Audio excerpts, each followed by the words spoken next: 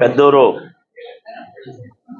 ಹಾಲು ಉತ್ಪಾದಕರ ಸಹಕಾರ ಸಂಘದ ವಾರ್ಷಿಕ ಮಹಾಸಭೆಯ ಅಧ್ಯಕ್ಷತೆಯನ್ನು ವಹಿಸಿರ್ತಕ್ಕಂಥ ತಿಮ್ಮರಾಜು ಅವರೇ, ಈ ಕಾರ್ಯಕ್ರಮದ ಮುಖ್ಯ ಕೇಂದ್ರ ಬಿಂದುವು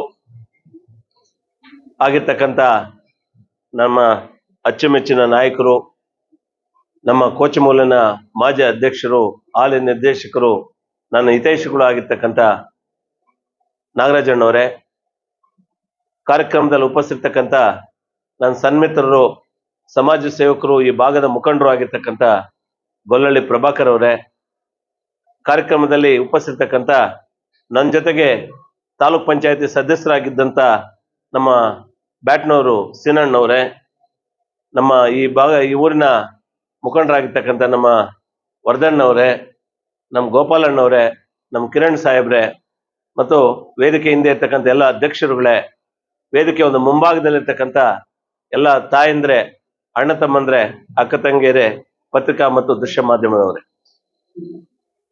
ಈಗಷ್ಟೇ ನಮ್ಮ ಗೋಪಾಲಣ್ಣವರು, ನಮ್ಮ ಪ್ರಭಾಕರ್ ಅವರು ಬಹಳ ಸಂಕ್ಷಿಪ್ತವಾಗಿ ಮಾತಾಡಿದ್ದಾರೆ.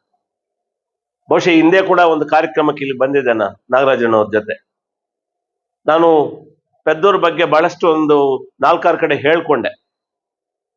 ಡೈರಿ ಎಷ್ಟು ಸುಸಜ್ಜಿತವಾಗಿದೆ, ಕಟ್ಟಡ ಎಷ್ಟು ಸುಸಜ್ಜಿತವಾಗಿ ಕಟ್ಕೊಂಡಿದ್ದಾರೆ, ಒಂದು ದೊಡ್ಡ ಮೀಟಿಂಗ್ ಹಾಲ್ ಅನ್ನು ಕಟ್ಕೊಂಡಿರ್ತಕ್ಕಂಥದ್ದು, ನಿಜವಾಗ್ಲೂ ಕೂಡ ಅದೊಂದು ಮಾದರಿಯ ಒಂದು ಡೈರಿ. ಅಲ್ಲಿ ಒಂದ್ಸಲಿ ಹೋಗಿ ನೋಡಿ ಅಂತ ಕೂಡ ಬಹಳಷ್ಟು ಕೂಡ ನಾನು ಪ್ರಸ್ತಾವನೆ ಮಾಡಿದೆ. ಈಗ ಇಲ್ಲಿ ಕೂಡ ಬಂದಾಗ ನನಗೆ ತುಂಬಾ ಸಂತೋಷ ಆಯ್ತು. ಇದು ಒಂದು ಡೈರಿ ಒಂದು ಎತ್ತರಕ್ಕೆ ಬೆಳಿಬೇಕಾದ್ರೆ ಅದಕ್ಕಷ್ಟೇ ಅದು ಬೆಳೆಯೋದಿಲ್ಲ.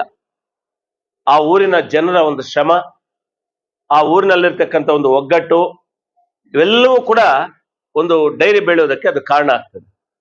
ಅಂತ ಒಗ್ಗಟ್ಟು, ಐಕ್ಯತೆ ಬಹುಶಃ ಈ ಪೆದ್ದೂರಲ್ಲಿ ಇದೆ ಅಂತ ನಾನು ಆತ್ಮಸಾಕ್ಷಿಯಾಗಿ ಹೇಳಕ್ಕೆ ಇಷ್ಟಪಡ್ತೇನೆ. ಇವತ್ತು ತಾಯಂದ್ರು ಕೂಡ ಕೂತಿದ್ದಾರೆ.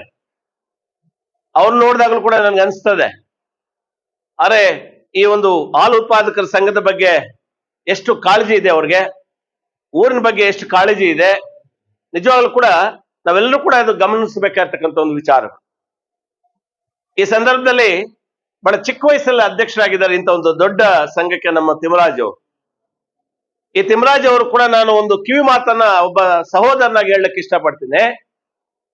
ಬಹುಶಃ ಈ ಗ್ರಾಮದ ಬಹುತೇಕ ಹಿರಿಯರು ಇಲ್ಲಿ ಕೂತಿದ್ದಾರೆ.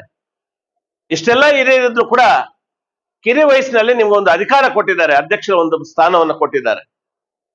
ನಾನು ನಿಮ್ಗೆ ಕಿವಿ ಮಾತು ಹೇಳ್ತಕ್ಕಂಥದ್ದು, ಅಧಿಕಾರ ಅನ್ನೋದು ಅದು ದೈವ ಇಚ್ಛೆ, ದೇವ್ರು ಕೊಡ್ತಕ್ಕಂಥದ್ದು. ಅಂದ್ರೆ ಜನರ ಮೂಲಕ ದೇವ್ರು ನಿಮ್ಗೆ ಆಶೀರ್ವಾದ ಮಾಡ್ತಕ್ಕಂಥದ್ದು.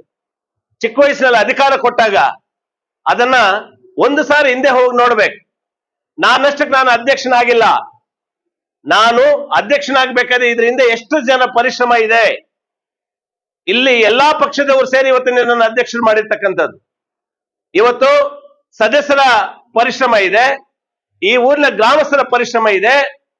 ಇವರೆಲ್ಲರೂ ಕೂಡ ಒಂದು ಪರಿಶ್ರಮದಿಂದ ಇವತ್ತು ನಾನು ಅಧ್ಯಕ್ಷನಾಗಿ ಒಂದು ಅಧಿಕಾರವನ್ನು ವಹಿಸ್ಕೊಂಡಿದ್ದೀನಿ. ನನ್ನ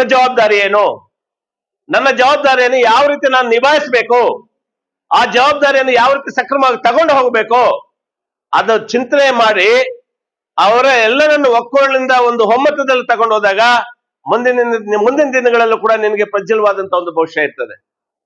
ಆದ್ರಿಂದ ಒಳ್ಳೆ ಒಂದು ಡೈರಿಗೆ ನೀವು ಅಧ್ಯಕ್ಷ ಆಗಿದ್ದೀರಿ.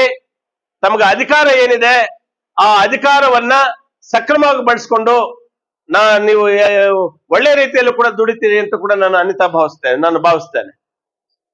ಈ ಸಂದರ್ಭದಲ್ಲಿ ನಿನ್ನೆ ಕೂಡ ನಮ್ಮ ಅಧ್ಯಕ್ಷ ಆಗಿರ್ತಕ್ಕಂಥ ನಾಗರಾಜಣ್ಣವರು ಹೇಳಿದ್ರು, ಯಾರೋ ಒಂದು ವಾರ್ಷಿಕ ಸಭೆಗೆ ಹೋದಾಗ ಸುಮ್ಮನೆ ತನ್ನಷ್ಟಕ್ಕೆ ತಾನು ಒಬ್ರು ನಾಯಕರಾಗೋದಿಲ್ಲ.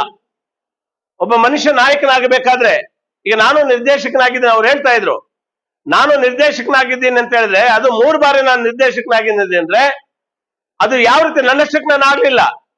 ಅದ್ರ ಹಿಂದೆ ಬಹಳಷ್ಟು ಕಾರ್ಯಕರ್ತರ ಪರಿಶ್ರಮ ಇದೆ, ಬಹಳಷ್ಟು ನಾಯಕರ ಪರಿಶ್ರಮ ಇದೆ. ಆ ಪರಿಶ್ರಮ ಏನು, ಅವರ ಪರಿಶ್ರಮದಿಂದ ನಾನು 3 ಬಾರಿ ಸದಸ್ಯನಾಗಿದ್ದೇನೆ. ನಾನು ಜವಾಬ್ದಾರಿಯುತವಾಗಿ ಕೆಲವೊಂದು ಮಾನದಂಡಗಳನ್ನು ಇಟ್ಕೊಂಡು ನಾನು ಕೆಲಸ ಮಾಡಬೇಕು. ಆ ಮಾನದಂಡಗಳನ್ನು ಇಟ್ಕೊಂಡು ಕೆಲಸ ಮಾಡಿದಾಗ ಯಾವತ್ತು ಜನರ ಆಶೀರ್ವಾದ ಇರ್ತದೆ, ಇನ್ನಷ್ಟು ದಿನಗಳ ಕಾಲ ರಾಜಕೀಯವಾಗಿ ಬೆಳೀಲಿಕ್ಕೆ ಸಾಧ್ಯ ಆಗ್ತದೆ ಅಂತ ಅವ್ರ ಮಾತು ಹೇಳಿದಾಗ ನನಗೆ ನಿಜವಾಗ್ಲೂ ತುಂಬಾ ಖುಷಿ ಆಯ್ತು. ಯಾಕಂದ್ರೆ ಆ ಮಾನದಂಡಗಳು ಅವರ ಜೀವನದಲ್ಲಿ ಇಟ್ಕೊಂಡಿರೋದ್ರಿಂದಾನೆ, ಆ ಮಾನದಂಡಗಳನ್ನ ಅವರ ಜನರಲ್ಲಿ ತಮ್ಮ ಜೀವನದಲ್ಲಿ ಅಳವಡಿಸ್ಕೊಂಡಿದ್ರಿಂದಾನೆ ಒಂದು ಬಾರಿ ಅಲ್ಲ, 2 ಬಾರಿ ಅಲ್ಲ, 3 ಬಾರಿಯಾಗಿ ನಿರ್ದೇಶಕರಾದ್ರು, 1 ಬಾರಿ ಅಧ್ಯಕ್ಷರಾದ್ರು. ಸೊ ಈ ಸಂದರ್ಭದಲ್ಲಿ ನಾನು ಹೇಳ್ತಕ್ಕಂಥದ್ದು, ಅಧಿಕಾರ ಯಾರಿಗೂ ಶಾಶ್ವತವಲ್ಲ. ಅಧಿಕಾರ ಇವತ್ತಿರ್ತದೆ, ಅದು ಡೈರಿ ಅಧ್ಯಕ್ಷರಾಗಿರ್ಬೋದು, ತಾಲೂಕ್ ಪಂಚಾಯತಿ ಅಧ್ಯಕ್ಷರಾಗಿರ್ಬೋದು, ಜಿಲ್ಲಾ ಪಂಚಾಯತಿ ಯಾರೇ ಆಗ್ಲಿ, ಅಧಿಕಾರ ಯಾರಿಗೂ ಕೂಡ ಶಾಶ್ವತವಲ್ಲ. ಕೊಟ್ಟಂತ ಅಧಿಕಾರವನ್ನ ಸಮರ್ಪಕವಾಗಿ ನಿರ್ವಹಿಸಬೇಕು. ನಮ್ಮ ಅಧಿಕಾರವನ್ನ ತರಲಿಕ್ಕೆ ಶ್ರಮ ವಹಿಸಿದಂತವರನ್ನ ನೆನೆಸ್ಬೇಕು. ಅವರ ಜೊತೆ ಒಂದು ಒಡನಾಟವನ್ನು ಇಟ್ಕೊಳ್ಬೇಕು, ಅವಿನಾಶ ಸಂಬಂಧಗಳನ್ನ ಇಟ್ಕೋಬೇಕು. ಇವೆಲ್ಲವನ್ನು ಮಾಡಿದಾಗ ಮಾತ್ರ ಒಂದು ನಾಯಕತ್ವದ ಒಂದು ಗುಣಗಳು ಬೆಳೀಲಿಕ್ಕೆ ಸಾಧ್ಯ ಆಗ್ತದೆ ಅಂತಕ್ಕಂಥ ಕೂಡ ಈ ಸಂದರ್ಭದಲ್ಲಿ ಹೇಳ್ತಾ ಇದ್ದೀನಿ. ಬಹುಶಃ ನಾನು ತಿಮ್ಮರಾಜ್ ಅವರು, ನಾನು ಒಬ್ಬ ಸಹೋದರನಾಗಿ ಹೇಳ್ತಾ ಇದ್ದೀನಿ. ಅವರು ಅಂತ ಒಂದು ಮಾನದಂಡಗಳನ್ನು ಇಟ್ಕೊಂಡು ಕೆಲಸ ಮಾಡ್ತಾರೆ. ಈ ಒಂದು ಡೈರಿಯ ಒಂದು ಸರ್ವತೋಮುಖ ಅಭಿವೃದ್ಧಿಗೆ ಅವರು ಶ್ರಮಿಸ್ತಾರೆ. ಈ ಡೈರಿಯ ಸದಸ್ಯರ, ಊರಿನ ಗ್ರಾಮಸ್ಥರ ಒಂದು ಆಶೀರ್ವಾದದೊಂದಿಗೆ ಈ ಡೈರಿಯನ್ನ ಬಹಳ ಒಳ್ಳೆ ರೀತಿಯಲ್ಲಿ ತೆಗೆದುಕೊಂಡು ಹೋಗ್ತಾರೆ ಅಂತಕ್ಕಂಥ ಒಂದು ಆಶಾಭಾವನೆ ಕೂಡ ನನ್ನಲ್ಲಿ ವ್ಯಕ್ತಪಡಿಸ್ತಾ, ಈ ಡೈರಿಗೆ ಉಜ್ವಲವಾದಂತ ಒಂದು ಭವಿಷ್ಯ ಇದೆ. ಆ ಭವಿಷ್ಯವನ್ನ ರೂಪಿಸ್ಕೊಳ್ಳಿ. ಆ ರೂಪಿಸ್ಕೊಳ್ತಕ್ಕಂತ ಒಂದು ಇದು ನಮ್ಮ ಗ್ರಾಮಸ್ಥರಲ್ಲಿ, ನಮ್ಮ ಸದಸ್ಯರಲ್ಲಿದೆ. ಅಧ್ಯಕ್ಷರಿಗೆ ಮತ್ತು ಕಾರ್ಯದರ್ಶಿಗಳಿಗೆ ಒಳ್ಳೆ ಸಹಕಾರ ಕೊಡಿ. ನಿಮ್ಮ ಒಂದು ಸಹಕಾರದಿಂದ ಇನ್ನಷ್ಟು ಬೆಳೆದು ಇಡೀ ತಾಲೂಕಲ್ಲೇ ಒಂದು ಒಳ್ಳೆಯ ಮಾದರಿಯ ಡೈರಿ ಅನ್ಸ್ಕೊಳ್ಳುವಂತ ಕೆಲಸವನ್ನ ತಾವೆಲ್ಲರೂ ಕೂಡ ಮಾಡ್ತೀರಿ. ಅದನ್ನ ನೀವು ಕೈಗೆತ್ಕೊಂಡು ಶ್ರಮವಹಿಸಿ ಕೆಲಸ ಮಾಡ್ತೀರಿ ಅಂತ ಕೂಡ ನಾನು ಈ ಸಂದರ್ಭದಲ್ಲಿ ಹೇಳ್ತಾ, ಈ ಒಂದು ಗ್ರಾಮಕ್ಕೆ ನನ್ನ ಕರೆಸಿ ಹಿರಿಯರ ಮುಂದೆ ಒಬ್ಬ ಕಿರಿಯನಾಗಿ ನಾನು 4 ಮಾತುಗಳನ್ನು ಹೇಳೋದಕ್ಕೆ ಅನುವು ಮಾಡಿಕೊಟ್ಟಂತ ತಮ್ಮೆಲ್ಲರಿಗೂ, ವೇದಿಕೆಯಲ್ಲಿರ್ತಕ್ಕಂಥ ನಿರ್ದೇಶಕರಿಗೂ ನಾನು ನನ್ನ ನಮನಗಳನ್ನು ಹೇಳಿ ನನ್ನ ಮಾತನ್ನು ಮುಗಿಸ್ತೇನೆ.